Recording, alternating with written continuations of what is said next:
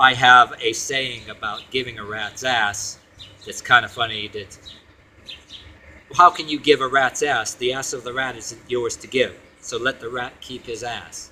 Or you can pick up a rat in tandem to somebody else's ass first, and yes, you're giving a rat's ass. And if the other person wants to accept the rat ass first, to give a rat's ass, you're sort of offering up the rat's ass, and it's up to the other person if he wants to accept.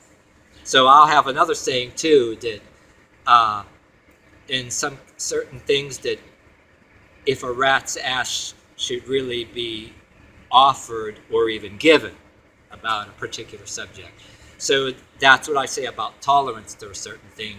You can say sometimes you give a shit. There's some and I also have a thing where I say there's certain aspects of giving a shit or giving a fuck. It's not that I don't give a shit or give a fuck. It's there's some aspects of giving a shit or giving a fuck that I don't give a shit or a fuck about. And at any given time, when and where should a rat's ass be given, or a fuck be given, or a shit be given, or even offered? You know what I mean? Alright, what's up, yins guys? Time for another video. And this is going to be another video on how the right wing and left wing have their own right and left wing right inside each other. Two different attitudes, and how, and I'll say in parentheses, like I repeatedly said, there's a better part of the left that will get accused of being a right wing because they don't lean enough left, for my opinion, and people will call me a right wing, and then they'll call me a left wing, because I'll be like, the reason why I make these videos, if anybody would watch my videos, would be like, okay, you don't consider yourself a left wing or right wing, but you lean to the right on some things and you lean to the left on some things, but both, and you have a tendency to, anybody who's more to the right or left on things, you'd be saying, yeah, I agree with this on these circumstances, but yeah, but, like if you're a Mr. or Mrs. Yeah, but, you know, when these videos would be for you, because there's like double standards, and I call it a subculture and subdivision, if you will, and a lot of people like to hide behind that, pointing the finger of right and left wing, when actually when you look at people more closely. But anyway, this one, I'm not going to let it be a ghosted version of the attitude about being in somebody's house or anything, but it's going to be part of that.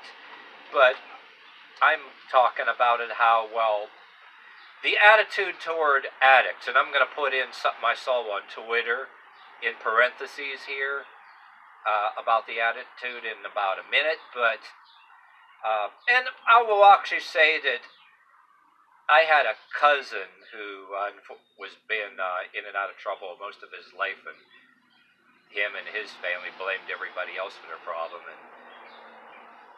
And if you think Dr. Phil was real or not, if you ever seen episodes of Dr. Phil, you're going to have your opinions on here too.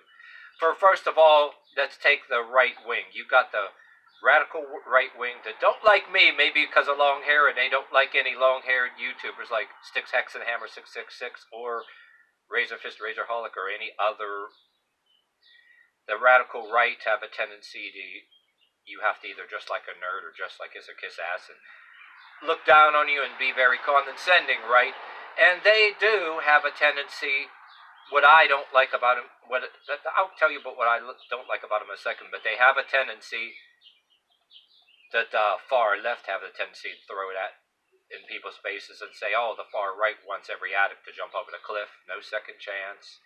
Some of them do, and what I don't, to play ball with that, what I don't care for, some of the far right say some of them were bosses at work, automatically look down on you, you're not even on any drugs, they'll play the card, get off the drugs, when you kind of snarkily stand up to somebody. Not that you want to fight with people. They're to have the tendency to, no matter who you are, you can be working in the office somewhere, and you can be like a boss or somebody condescending that thinks they're shit. It could be in the church. So I can tell you what I don't like about them. Whether you're on drugs or not, they'll look down on you, and automatically you disagree, or You challenge them on anything, you're on drugs, okay.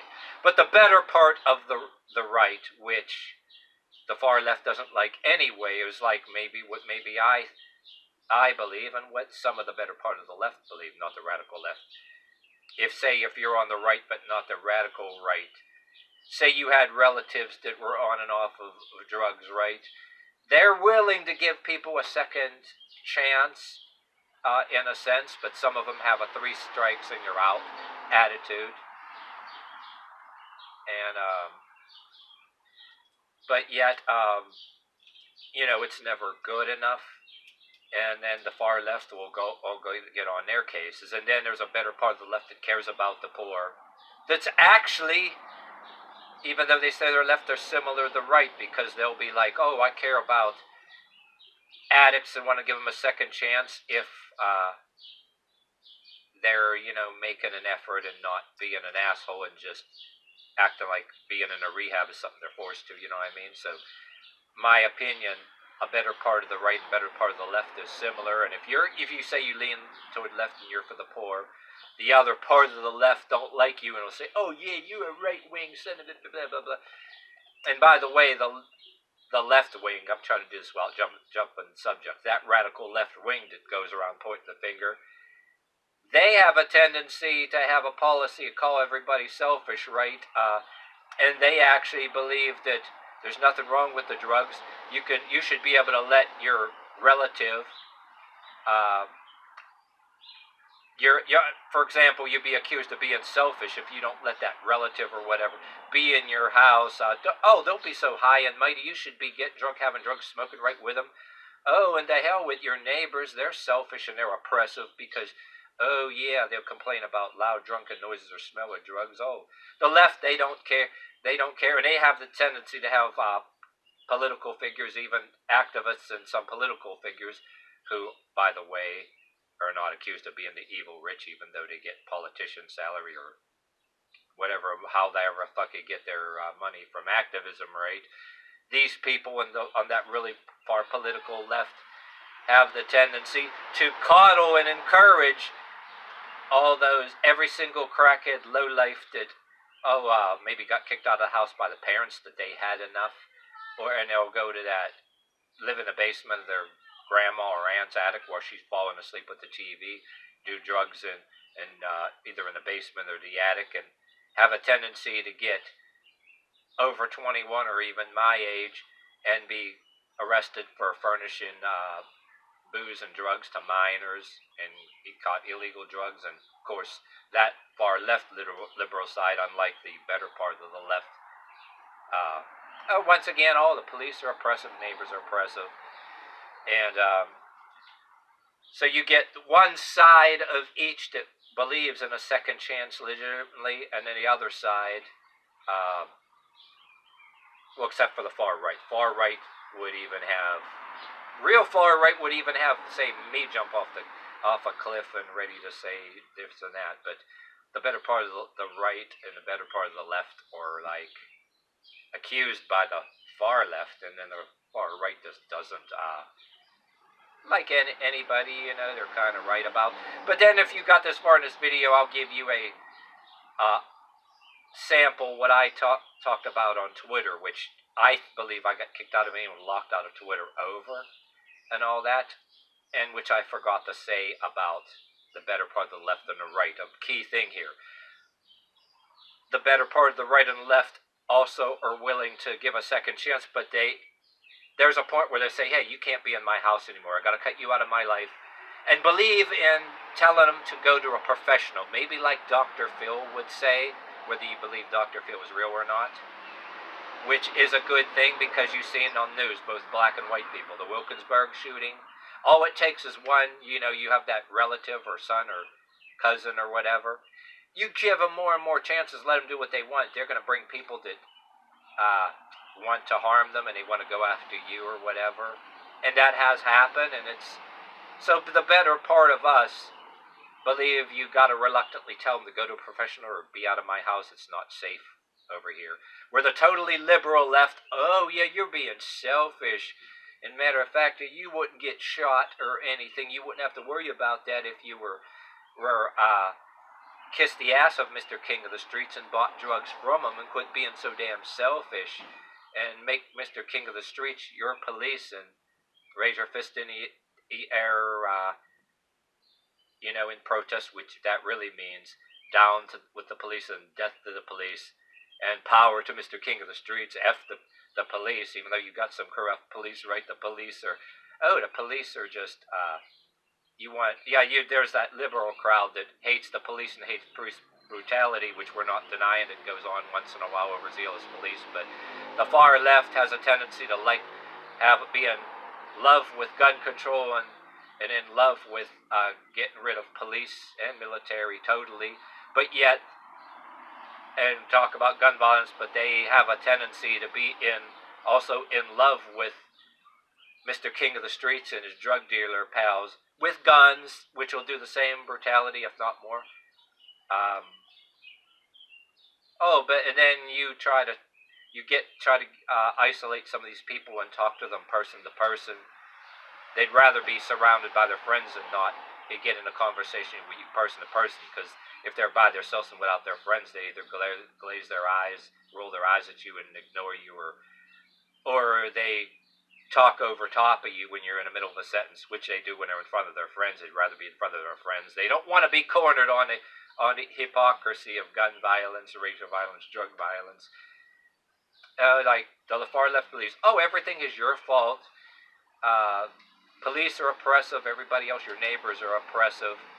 And everybody should have the right to do whatever drugs in anybody's house they want. And if you want to have a nice house and nice things, you're selfish. And maybe Mr. King of the Streets, drug dealer, your drug addict, say, relatives that don't want to change, or anybody else, they wouldn't have to steal from you if you quit being so selfish and just give everything. And matter of fact, you should just borrow money even from your relatives.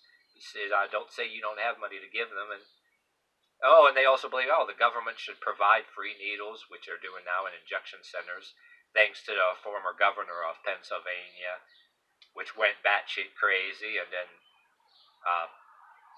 nobody batting an eye there, and as far as having, and not just, these people ain't just like enemies of freedom. They want a narco-communist type government or whatever too, and hate the police. Well, look how that works out in South American countries right now, nobody bats an eye there about people getting shot. But before I end this video, on with the thing that I think about on the Twitter that reminded me to make this video in the first place. I'm not going to name the celebrity I like, but I was just, browsing around on the Twitter like I do, and I just happened to see a conversation, because the celebrity had some little conversation about addicts, but I didn't direct it to the celebrity in question, but I said to a couple of the people that are talking among each other, they were talking about, which I guess pretty far on the left, the guilt of having a relative die of OD, which the far right and the far left are in between have attitudes on that. And I also cite, which I kind of commented to them, and citing safety, which they were, in their conversation, they were saying, I had this relative that died. I cut him out of my life because, I couldn't handle all this constantly not changing behavior and blah, blah, blah. And now he's dead. I feel guilty that I didn't just allow him this and that. And all I said, I wasn't even trolling. Like some people were trolling, and sometimes I have the tendency to, it's not trolling per se, but you know how you kind of say things, it comes out eventually when you keep seeing on social media. And I'm like, dude, okay, there shouldn't be no guilt. You shouldn't feel guilty. You did all you could. I says, with white and black people, so nobody can play a race card, right? I cited things like Wilkinsburg, people having a barbecue, and they were looking for somebody, and they killed unborn baby. A bunch of people that were black died, and a pregnant woman and a baby. And I said, there's white people have the same thing, and it happens all over the world. You let these people, if you don't leave them to tell them to get out of your house and get professional help, which a lot of decent people do, it could be jeopardize your safety and the safety of all your family members around you, and that ain't right. I mean, and you're gonna feel guilty for. Oh, you're gonna feel guilty for that. I mean, that's on you. But it's like, your safety. You're just saying, and then all of a sudden, out of nowhere, that you don't know who sees the tweet. And not only, actually, I tried several times to say, recover the password. It wasn't a password issue. They literally locked me out of Twitter. If I wanted to just get another email and get another Twitter account, I'd go back on Twitter. But who the fuck cares about Twitter anyway? I looked in Twitter just what I really did in Twitter mostly is to look at maybe your favorite sports, your local football teams, all the tennis stars for the tennis games and different things around there, things like that, tennis stars and maybe your local sports teams. But then I had some celebrities I followed on there, and then I just happened to see stuff, and I put my own stuff on there, but But anyway, that's the gist of it. I wanted to say about that and how, like, you can go on a celebrity's Twitter and say something, you're not talking to the celebrity, but you said something and I didn't say nothing wrong. Okay, that's the only thing. Then all of a sudden, so I'm basically telling you, that's how you prove Twitter is biased. And well, there's a part of YouTube that's biased. That YouTube don't kick you off; they just block you from getting a number of views. You're getting the views, and they even mirror your videos so somebody else sees them. You're getting the views, but you're sort of getting the views. And people that know you will share it in other ways, even though you're getting the views, even though your YouTube count is low. But I have a tendency to have a better YouTube account because I'll feature fitness stuff with pretty fairly popular, metal bands with particular things. But anyway, you get the idea.